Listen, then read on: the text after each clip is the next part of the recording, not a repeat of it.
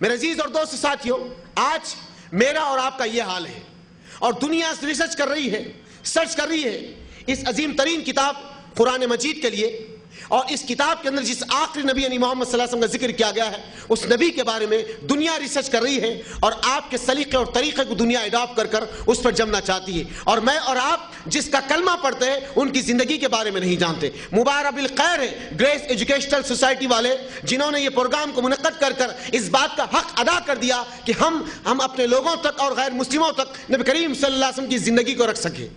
تو میرے عزیز اور دوست ساتھیو، آئیے سب سے پہلے میں آپ کے سامنے کچھ حالات محمد صلی اللہ علیہ وسلم کی آمد سے پہلے کے رکھوں۔ وادی غیر ذی زرع، فلسطین کی سرزمین، فلسطین کی سرزمین، وہاں ایک اللہ کا برگزا بندہ جس کے تاریخ میں نام ابراہیم علیہ السلام آتا ہے۔ جب ابراہیم علیہ السلام فلسطین کی سرزمین ہے، دو بیویاں آپ کے ساتھ ہیں، ایک حضرت حاجرہ، دوسری سارہ۔ لیکن آپ جب گھر سے نکلے تھے تو راستے میں یہ دعا کیے تھے، ربی حبلی میرے صالحین، کہ اللہ مجھے نیک اور صالح بردبار اولاد دے میرے مالک، نیک اور صالح بردبار اولاد دے۔ تو اللہ نے اس دعا کو قبول کیا، حاجرہ کی گود بھر گئی۔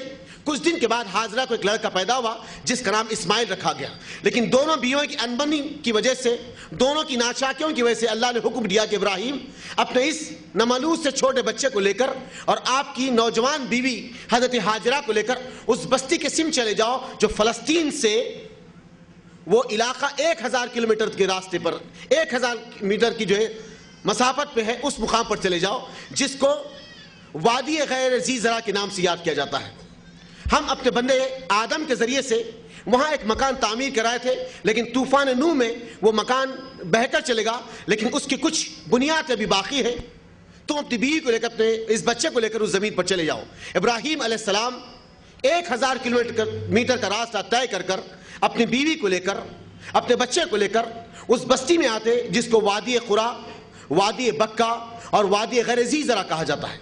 آپ لائے اپنی بیوی کو مشکلے میں تھوڑا پانی تھا اتار دیے، سکو کا تھوڑا سا آٹا اتار دیے، دیکھ لیے کہ یہی وہ مقام ہے جہاں اطراف اناف پہ بڑی بڑی وادیاں ہیں اور بیچ میں ایک قدیم پرانا کوئی مکان تھا لیکن ٹوٹ چکا ہے، اس کی کچھ بنیادیں باقی ہے، یہی وہ مکان ہے۔ چھوڑ کر آپ اپنی بیوی کو نکل کر جانے لگے۔ حضرت حاجرہ دوڑی دوڑی بھاگی، آپ کے ہونٹ کے نکیل کو پکڑا، کہا ابراہیم آپ ہمیں یہاں کس کے سہارے چھوڑے جا رہے ہو؟ تو آپ نے کچھ نہیں کہا۔ پھر حضرت ابراہیم علیہ السلام کی بیوی حضرت حاجرہ نے پوچھا ابراہیم کیا یہ اللہ کا حکم ہے؟ تو آپ نے کہا ہاں یہ اللہ کا حکم ہے۔ تو اس وقت آپ نے کہا کہ بس ہمارے لیے ہمارا رب کافی ہے۔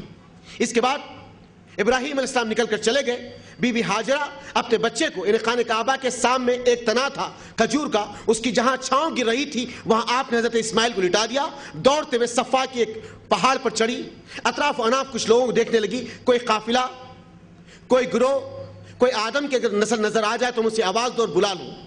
پھر یہاں سے نکل کر آپ مروہ پر چڑھی، پھر مروہ سے نکل کر آپ صفا پر چڑھی، یوں آپ 60 چکر لگائی لیکن کہیں آپ کو کوئی چیز نہیں نظر نہیں آئی۔ پھر آپ آ کر تھک کر بیٹھ گئی۔ اس کے بعد دیکھتی کیا ہے، جبریل امین آئے، بخاری کا ٹوٹ حدیث، جہاں حضرت اسماعیل علیہ السلام اپنے پیروں کو لگڑ رہے تھے وہیں آپ نے اپنی ایڑی ماری، ایک چمچماتا ہوا ایک ایسا پانی کا بڑبڑا زمین سے پھٹ اٹھا اور ایک پھیارا نکل گیا۔ آپ لامے لامے پیر مارتے گئی۔ اس وقت کی جو عبرانی زبان تھی اس میں حضرت حاجرہ نے کہا زم زم، اس کے معنی ہے کہ رک جا رک جا۔ اللہ کے رسول صلی اللہ علیہ وسلم اپنے دور نبوت میں کہتے بھلا ہو اما جان حضرت حاجرہ کا، انہوں نے اس وقت کٹا باندھ کر اس پانی کو روک دیا، کٹا باندھ کر اس پانی کو روک دیا۔ اگر اما جان اس پانی کو نہیں روکتی تو اس قدر پانی نکلتا جیسے طوفان نوح میں دنیا بہہ گئی تھی، پوری دنیا اس پانی میں بہہ جاتی۔ میرے عزیز اور دوست ساتھیوں، اس کے بعد کٹے کو باندھ دیا گیا۔ اب ایک یمن کا قبیلہ تھا جس کا نام ہے بنو جرہم۔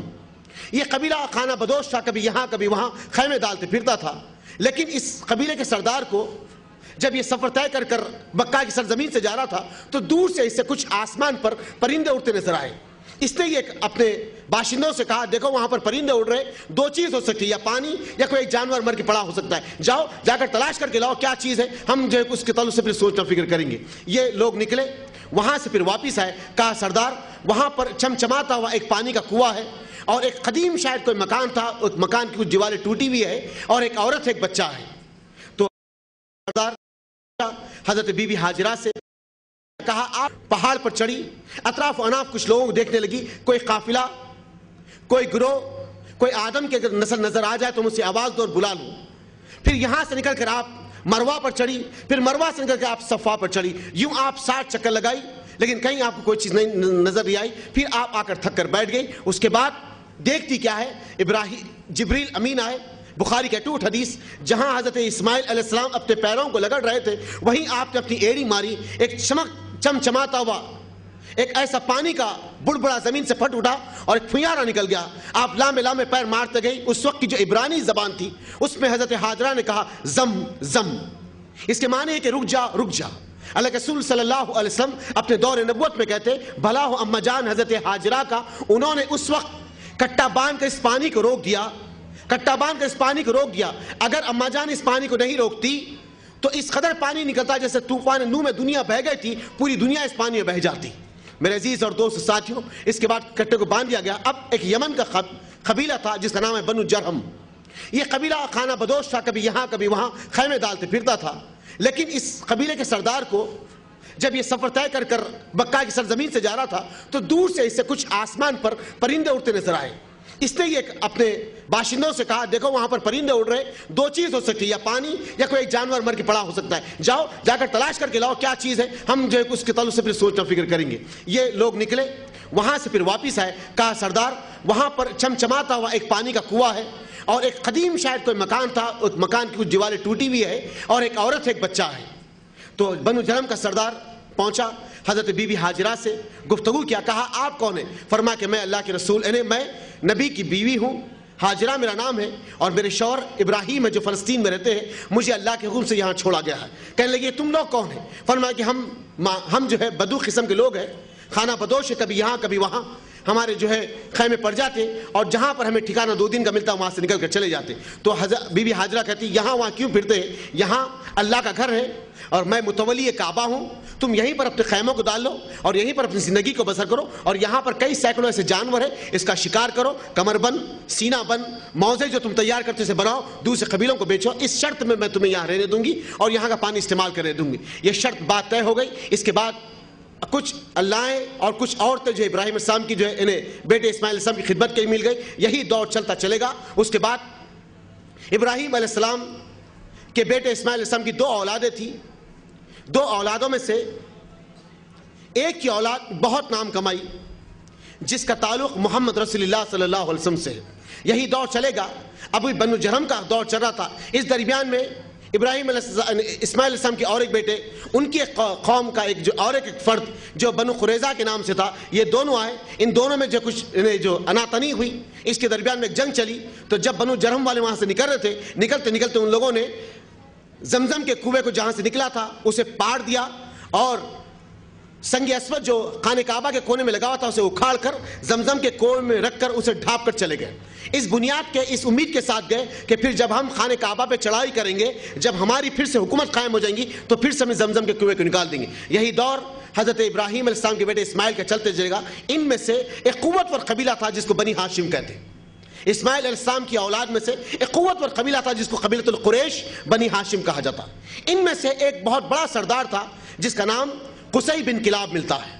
قصی بن کلاب یہ وہ شخص ہے جس نے سب سے پہلے ڈیولپمنٹ جو ہوتے ہیں, تخریات کے جو کام ہوتے ہیں ترقی کے, یہ سب سے پہلے اس نے جو ہے خانہ کعبہ میں کروائے. سب سے پہلے جب قصی خانہ کعبہ کا سردار بنا تو اس نے سب سے پہلے دارالندوہ ایک مقام تعمیر کیا.